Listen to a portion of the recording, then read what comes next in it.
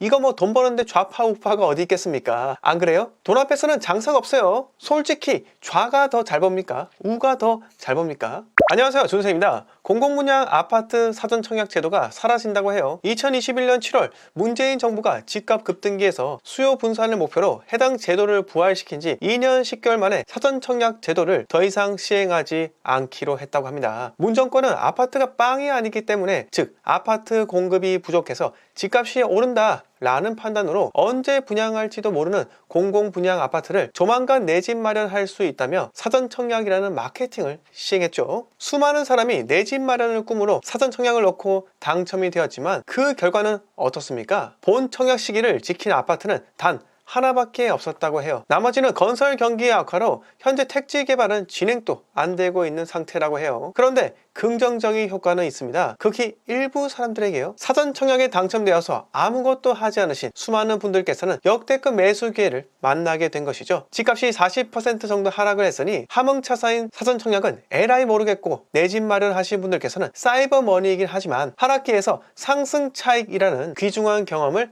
하게 됩니다. 문재인 대통령 덕에 사전 청약 당첨되어서 집안 사고 기다릴 수 있었던 것이죠. 그리고 여기서 윤 정권의 특례 대출까지 받으신 분들이라면 이거 뭐 돈 버는데 좌파 우파가 어디 있겠습니까? 안 그래요? 돈 앞에서는 장사가 없어요. 솔직히 좌가 더 잘 법니까? 우가 더 잘 법니까? 이 정답은 여러분들이 아실 거예요. 다음 이야기로 넘어가겠습니다. 유명한 유튜버들 말 다들 신뢰하시죠? 33평은 앞으로 대세 평수가 아니다. 25평이 앞으로 대세 평수다. 뭐 이런 말씀들 하십니다. 솔직히 여러분, 제가 투자자니까 이런 말씀 드리는데 약간 좀 강할 수도 있어요. 받아들이기 나름이긴 한데, 여러분 솔직하게 이런 제발 믿지 맙시다. 이 사람들이 25평이 대세다라고 주장을 하는 이유가 뭘까요? 단순히 25평의 거래량이 높아서 그런 거예요. 이게 과연 수요가 높아서 그런 걸까요? 25평의 가격이 단순히 싸기 때문에 어쩔 수 없이 25평을 살 수밖에 없는 사람들이 많다는 겁니다. 보편적으로 한국 사람은 큰 것, 넓은 것을 좋아합니다. 34평을 살 수 없기 때문에 25평을 사는 것과 25평을 선호하기 때문에 25평을 사는 것은 하늘과 땅 차이라는 거죠. 제가 전국적으로 투자를 하기 때문에 잘 압니다. 동일한 아파트에서 34평과 25평은 상승률이 거의 비슷해요. 그렇기 때문에 갭 투자를 할 때는 당연히 투자금이 적게 들어가는 25평을 투자해야겠지만요. 그러면 수익률이 높아지겠죠? 그런데 내가 실거주 한 채를 매수할 때는 동일한 상승률이라면 무엇을 사야겠습니까? 상승 차익이 더 큰 것, 당연히 34평을 사는 게 맞습니다. 이런 주장들을 펼치는 유튜버들, 물론 저보다 구독자도 훨씬 더 많고 조회수는 말할 것도 없이 높기 때문에 제가 이렇게 말하는 것이 자격지심처럼 보이기도 합니다. 그런데 이 유튜버들은 고작 지난 상승장 딱 한 번만 겪어본 사람들이 대부분이기 때문에 정말 부동산에 대한 실상들을 잘 모르고, 그리고 더 심각한 것은 사라고만 할 줄 안다는 겁니다. 무엇을 왜 사야 하는지에 대해서는 이것을 사는 것이 과연 최적의 선택인가, 이런 것들을 이야기해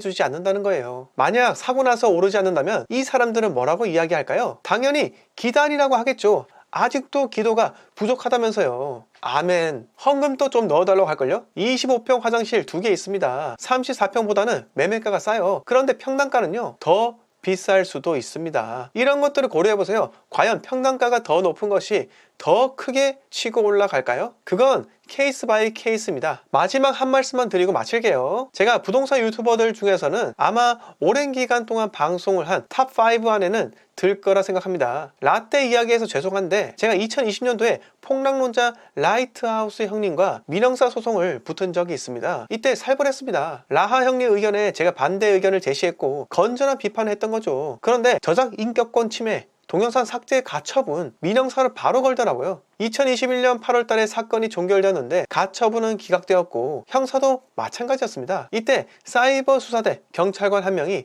저를 범죄자 취급을 했었는데 상당히 기분은 나빴지만 대인배는 관용과 포용력이 있잖아요. 깔끔하게 승리했죠. 이때 우리 부동산 전문 변호사인 원상민 변호사님께서 마치 본인이 소송 당한 것처럼 적극적으로 나서 주셔가지고 제 마음이 정말 편안했습니다. 이 이야기를 왜 드리냐, 여러분 살면서 자신과 반대되는 의견에 적극적으로 대립각을 세우는 사람들이 있잖아요. 회사나 친구들 등등.